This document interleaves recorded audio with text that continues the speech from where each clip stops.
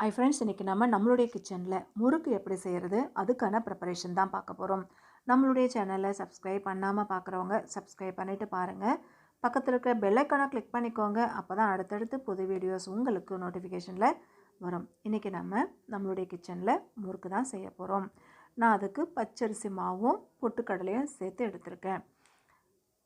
பச்சரிசி மாவு 4 கப் அளவுக்கு பச்சரிசி மாவு எடுத்துக்கிட்டு ஜலிச்சுக்கிறேன்.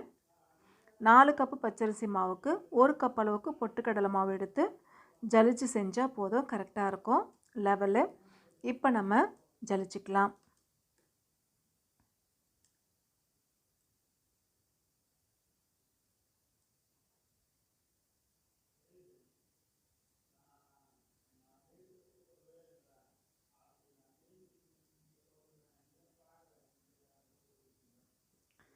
இப்போது பொட்டுக்கடலை மாவு எடுத்து ஜலிச்சிக்கலாம்.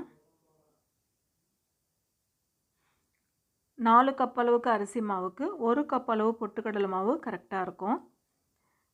திப்பிகள் இல்லாமல் ஜலிச்சு எடுத்துக்கலாம்.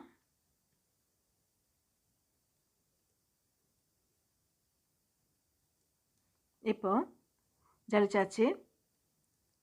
சால்ட்டு சேர்த்துக்கிறேன்.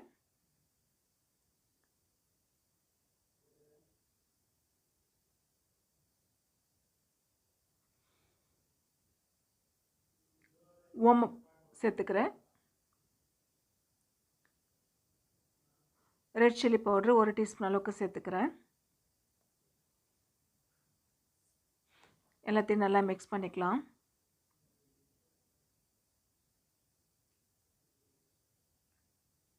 வெண்ணெய் 1 டீஸ்பூன் அளவுக்கு நான் சேர்த்துக்கிறேன். நல்லா மிக்ஸ் பண்ணிக்கலாம். கொஞ்சமாக தண்ணி விட்டு மிக்ஸ் பண்ணிக்கணும். கொஞ்சம் கொஞ்சமாக தண்ணி விட்டு தான் நம்ம பிசைஞ்சிக்கணும்.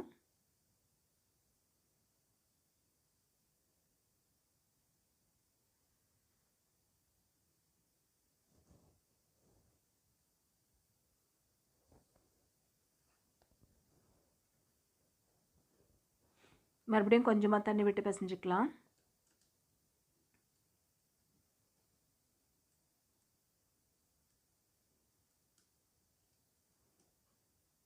நல்லா பிசைஞ்சாச்சு.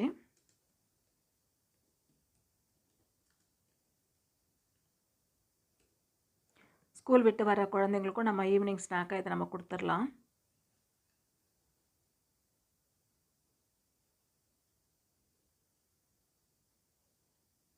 இந்த மாதிரி பிசைஞ்சுக்கணும். இப்போது ஜல்லிக்கரண்டியில் விட்டுட்டு அதுக்கப்புறமா நம்ம எண்ணெயில் போடலாம். இந்த மாதிரி ஒவ்வொன்றா போட்டுக்கலாம். டைரெக்டாகவும் நம்ம விடலாம். இந்த மாதிரி கரண்டியில் நம்ம விட்டுக்கலாம்.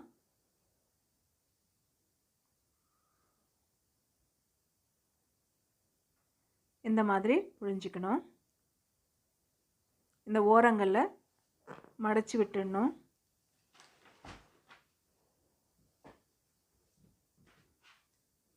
ஒரு பக்கம் நல்லா வெந்தோடனே மறுபக்கம் திருப்பி எடுத்துக்கலாம். பபுள்ஸ் எல்லாம் அடங்கி வந்துருச்சு. இப்போ வெந்து வந்துடும்.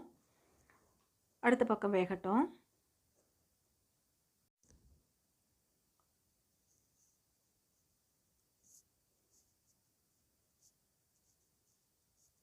ரெண்டு பக்கமும் நல்லா வெந்து வந்துருச்சு. இப்போ நம்ம எடுத்துட வேண்டியது தான்.